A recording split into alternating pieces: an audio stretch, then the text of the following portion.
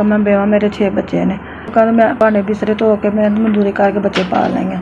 ਅੱਜ ਦੇ ਦੌਰ 'ਚ ਬੱਚੇ ਬੜੇ ਔਖੇ ਨੇ ਤੇ ਮੈਂ ਬੱਚੇ ਪੜ੍ਹਾਉਣ ਮਿਹਨਤ ਮਜ਼ਦੂਰੀ ਕਰ ਬੱਚੇ ਪੜ੍ਹਾਉਣ ਰਹੀ ਹਾਂ। ਪਤਾ ਵੀ ਐਡਾ ਨਹੀਂ ਕੋਈ ਹੈ ਜਿਹੜਾ ਸਾਥ ਦੇਣੇ ਕਿ ਬੱਚੇ ਨੇ ਤੇ ਮਿਹਨਤ ਮਜ਼ਦੂਰੀ ਕਰਕੇ ਬੱਚੇ ਭਰਾ ਮੇਰਾ ਕੋਈ ਸਾਥ ਨਹੀਂ ਦਿੰਦਾ।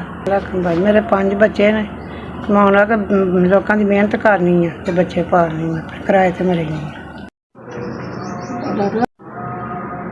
ਸਾਨੂੰ ਆਦੀਆਂ 4-4 ਰੁਪਇਆ 8,000 ਰੁਪਇਆ ਮਿਲਿਆ। ਅੱਲਾ ਤੁਹਾਨੂੰ ਬਹੁਤਾ ਦੇ ਕਾਰੋਬਾਰ 'ਚ ਬਰਕਤ ਪਾਏ ਤਾਂ ਅੱਲਾ ਤੁਹਾਨੂੰ ਬਹੁਤਾ ਮਤਲਬ ਇਜ਼ਾਫਾ ਕਰੇ, ਤੰਦਰੁਸਤੀ ਦੇ ਤੁਹਾਨੂੰ। ਤੁਸੀਂ ਭਾਈ ਰਹਿੰਦੇ ਖੁਸ਼ ਰਹੋ, ਸਦਾ ਮਤਲਬ ਖੁਸ਼ਹਾਲ ਰਹੋ। ਤੁਹਾਡਾ ਜ਼ਿੰਦਗੀ ਦਾ ਤੰਦਰੁਸਤ, ਤੁਹਾਡੇ ਬੱਚਿਆਂ ਦੀ ਖੈਰ, ਤੁਹਾਡੀ ਖੈਰ, ਤੁਹਾਡੀ ਤੰਦਰੁਸਤ ਅੱਲਾ ਦੇ ਬਾਨੀ। ਤੁਸੀਂ ਸਾਨੂੰ ਪੈਸੇ ਅਸੀਂ ਬੱਚਿਆਂ ਦੇ ਵੀ ਕੱਪੜੇ ਕੁਪੜੇ ਬਣਾ ਲਾਂਗੇ। ਤੁਹਾਡੀ ਮਿਹਰਬਾਨੀ ਬਹੁਤ ਬਹੁਤ ਭਲਾ ਹੋਏ, ਮਿਹਰਬਾਨੀ ਤੁਹਾਡੀ।